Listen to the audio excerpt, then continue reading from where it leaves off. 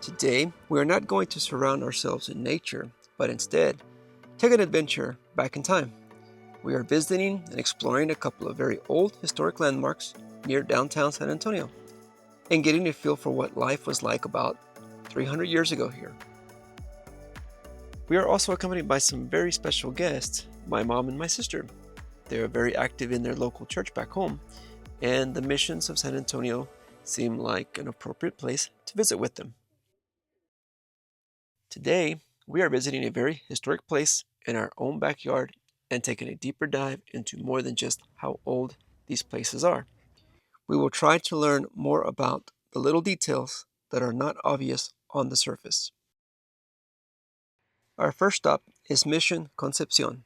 It was established in 1731 and still stands largely as it was built in the mid 1700s. It has never been heavily rebuilt or altered. That makes it incredibly authentic. Mission Concepcion is one of the oldest unrestored stone churches in the United States. Currently, the bell tower is undergoing a stabilization process to preserve the stucco and finish due to erosion. If you are wondering, the Alamo, which has not been an active mission or church since 1793, was established in 1718, making it older than Mission Concepcion. Now, when I say established, I don't mean built. In this sense, the word means officially a site was selected and set into motion to begin building. The first open rooms we tour are the porteria, library, storeroom, and refectory, a dining area, and what used to be a kitchen. One of the goals of the missionaries was to teach the indigenous people about Christianity. For the Spanish crown, the broader objective was to establish loyal subjects and secure control of the newly claimed lands. Accepting Christianity became one of the key requirements for indigenous people to be recognized as citizens and receive protection of the crown. They were also expected to learn Spanish, and in some cases, Latin. We try our best to pronounce the name given to the native people who once inhabited this land. Granos secos. Reading in English. And it has a mix of Spanish and native roots. The first part comes from Cahuil, derived from a native term referring to the region that once covered part of what is now northern Mexico and South Texas, long before it became the modern state of Coahuila, Mexico. The second part, Tecan, appears in other regional names as well. You can hear a similar sound in words like Tejanos or Tejanes, which eventually evolved into Texans or Texas. When these parts are combined, the name becomes Cahuiltecan or Tahuiltejan, a general term the Spanish used for many native groups who lived across this region.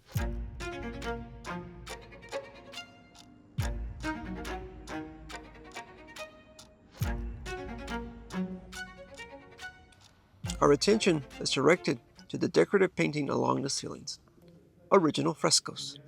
Suddenly, a wall I paid no attention to becomes significant. Originally, the inside walls were covered in brightly colored paintings. Most are gone now, but faint traces still remain in the plaster. At first, they blend into the dust and age of the room, almost like camouflage. But once someone points them out, your eyes begin to adjust to the shadows. What once looked like nothing more than old weathered walls slowly reveal the careful brushstrokes of another time. The former library has the best exhibition of known frescoes. We will see more of these quiet and muted colors the further we move along. We can only imagine how full these colors used to be.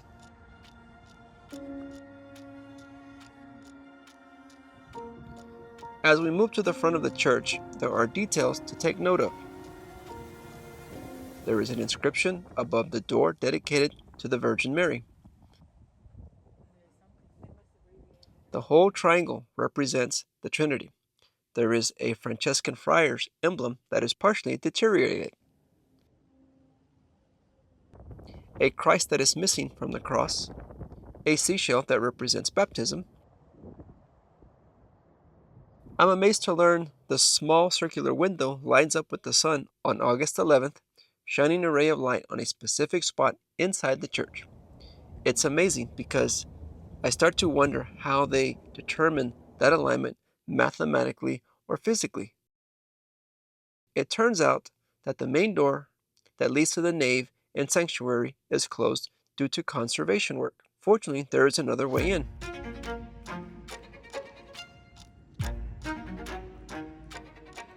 There is evidence here that there were walls that are now missing. We obliviously walk past the remains that used to be walls to a granary.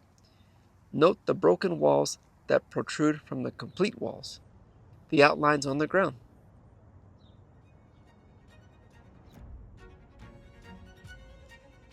The welcome sign points us to what we are looking for. Walking through this door definitely feels like stepping back in time.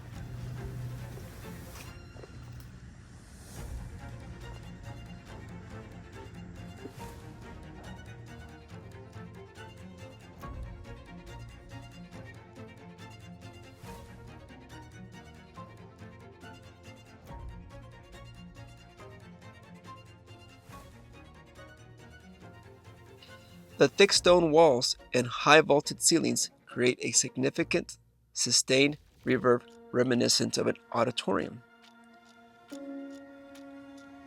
As I dig deeper into the history of this mission, the authenticity of the mission has a clearer meaning.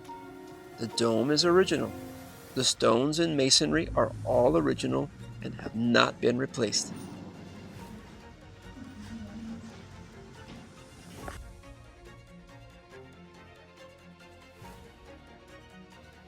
At one time, Mission Concepción was surrounded by a protective stone wall. Over time, after the Spanish crown stopped sponsoring the missions, they fell into the control of local bishops. As the needs of the local population changed, so did the use and repair of the mission. The stones of the previous protective wall were hauled off for other building projects. We end our tour here at Mission Concepción and move on to Mission San Jose. It is the largest of the missions, and because of this, it's also called the Queen of the Missions. We head to the Visitor Center. There is a wide variety of things to learn here about the people who settled this area, the friars, and the Spanish influence. The map showing the location of the Spanish missions and the routes of the Camino Real, the royal roads, begin to make me reminisce.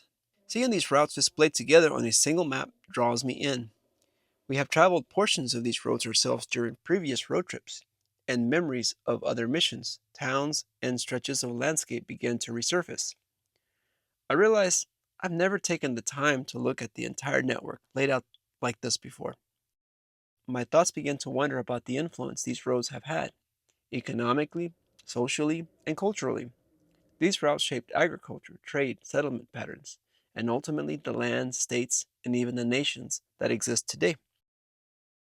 I also try to imagine the pace at which people once traveled compared to now. Today, many of us drive directly on or alongside these same routes at highway speeds.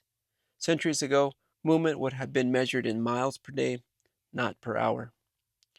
I'm sure the topographic features along these roads have changed since the Spanish first traveled and settled here. I'm not talking about the sections that have developed into modern cities.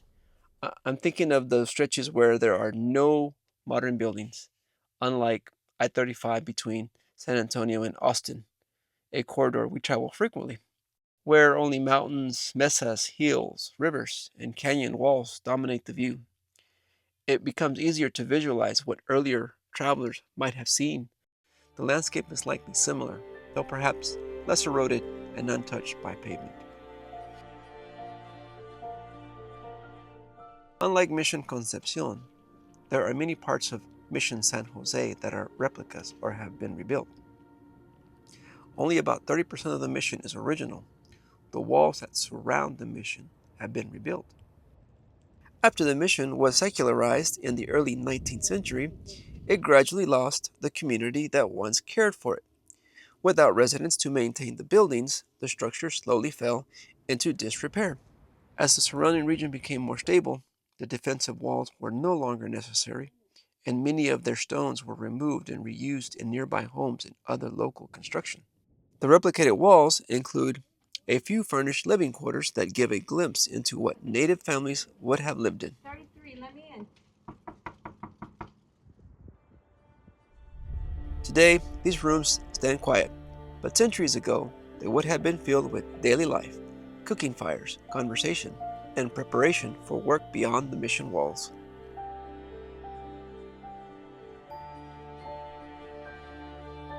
At the entrance of the mission wall, a defensive dome catches my attention. I find it to be such an ingenious idea, but it makes no sense why there is not one on the opposite side. It's called a bastion, and it was rebuilt in the 1930s. It may not be historically accurate because the goal of the WPA was not to be authentic. Typically, there would be 4 of these defensive positions that allowed armed individuals to fire cannons or muskets parallel to the wall. Only one was rebuilt for the sake of replication and demonstration. As we approach the mission itself, my eyes are drawn to the arches. They remind me of the Roman aqueducts I've seen in history books. For a moment, I even wonder, are they aqueducts? And if so, where would the water be coming from or going? What we're actually looking at is the remaining framework of the convento, the living quarters where the friars once lived, studied, and ate. These structures supported walls that formed 9 rooms on the first floor and 3 on the second. The rounded arches are Roman in style, while the pointed arches reflect Gothic influences. If you notice the red brick within the Gothic arches, those sections are part of a later restoration effort by Benedictine monks from Pennsylvania between 1860 and 1865, around the time of the Civil War. These monks attempted to convert the old convento into a functioning monastery and seminary. Eventually, financial strain, political tensions surrounding the Civil War, and illness forced them to abandon the efforts and return to Pennsylvania.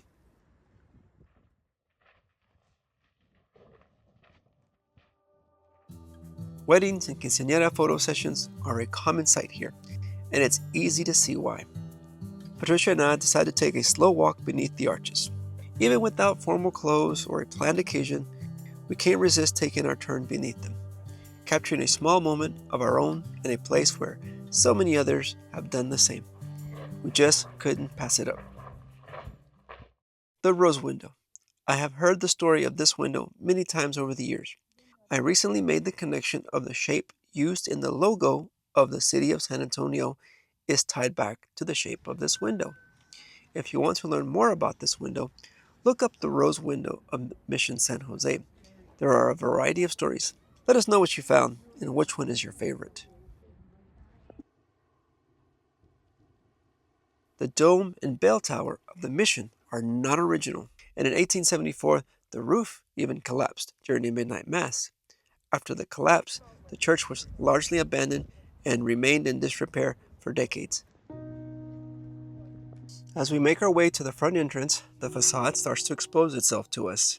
It's made from a dense white limestone that is initially soft when quarried, making it easier to carve and eventually hardening over time with exposure. There is a lot of symbolism here. One reason for such symbolism and carvings was to use them as tools to teach the faith to local natives who were wanting to convert. These tools were used to close the gap between cultures.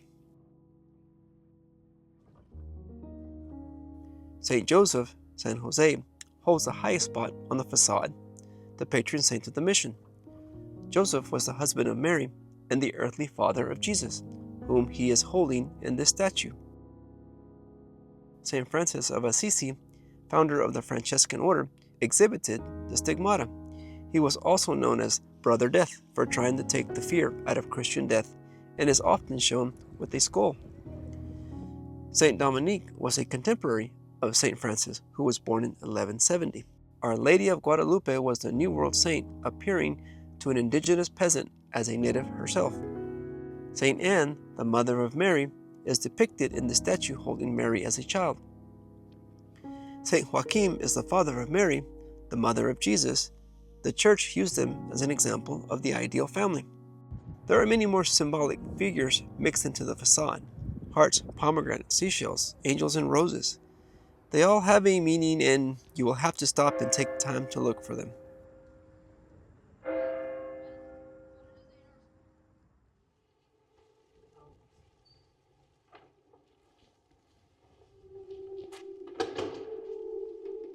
We enter the church, and it's hard to imagine that this building once deteriorated so badly that the roof caved in. Today, there is a tremendous effort by the Roman Catholic Archdiocese of San Antonio to maintain it, allowing the descendants of the people who lived and worked here to continue worshiping within these walls. What shifts my perspective is realizing that all these missions are part of a national park. It contrasts with what I used to imagine when I thought of national parks: places of untouched wilderness, rivers, mountains, and wide open landscapes. Yet here, within the boundaries of a national park, are active churches that still hold services. It's a historic place that is not frozen in time, but still alive at the center of everyday community life. Standing here, it is remarkable to realize that this church, more than 300 years old, is still serving the same purpose as it was built for.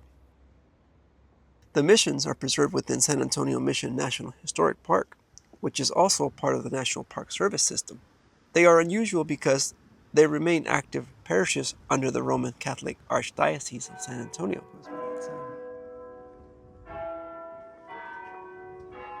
After quickly taking in the sanctuary, we make our way out the back of the church, where we come across a display representing the body of Francis of Assisi. At this point, I don't have a clue as to who he is. I just assume he is important. What is significant about him? For a moment, we wonder if he might have ever visited the missions. The presentation almost gives that impression. Later, we learn that he lived in the late 12th and early 13th centuries, centuries before the Spanish even arrived in the Americas. He was never here in person. What connects him to this place is not his presence, but his legacy. St. Francis founded the Franciscan order, and it was Franciscan friars who established and sustained missions like San Jose. My sister was especially drawn to the display. There's something about a relic, whether symbolic or authentic, that makes history feel tangible. Even knowing he never walked these grounds, his influence did, carried here by the friars who followed in his footsteps. He is also remembered as the patron saint of animals and nature. That detail feels fitting in a place like this, where faith, stone, and landscape seem woven together. And it quietly resonates with us, since so much of what draws us out on the road is the natural world itself. As the afternoon light begins to soften, we make our way through the final sections of the mission, the soldiers' living quarters.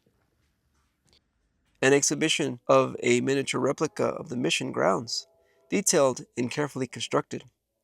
It instantly takes me back to those childhood historic projects where we were supposed to build something creative and accurate. I always imagined mine being elaborate and impressive. I just never quite knew how to bring those ideas to life. We continue on to the granary, the mission storehouse, a reminder that beyond faith and architecture, daily life here depended on preparation and provisions. It was not an easy life here for sure. It brings to mind a familiar verse from Scripture.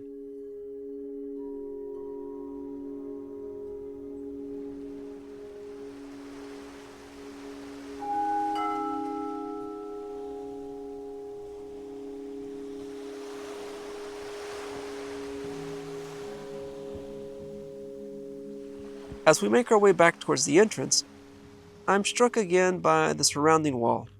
It no longer guards against attack, but it still does something powerful. It blocks out the modern world. Once inside, the traffic and storefronts beyond the stone seem to disappear. Without those distractions, it becomes easier to imagine what these places might have looked like in its earliest days. I try to picture it without pavement, rooftops, or that distant hum of engines. Just open prairies stretching outward, tall native grasses bending in the wind, scattered groves of mesquite and oak trees rising from the landscape. Somewhere beyond the walls, a mounted soldier scanning the horizon for movement in the distance.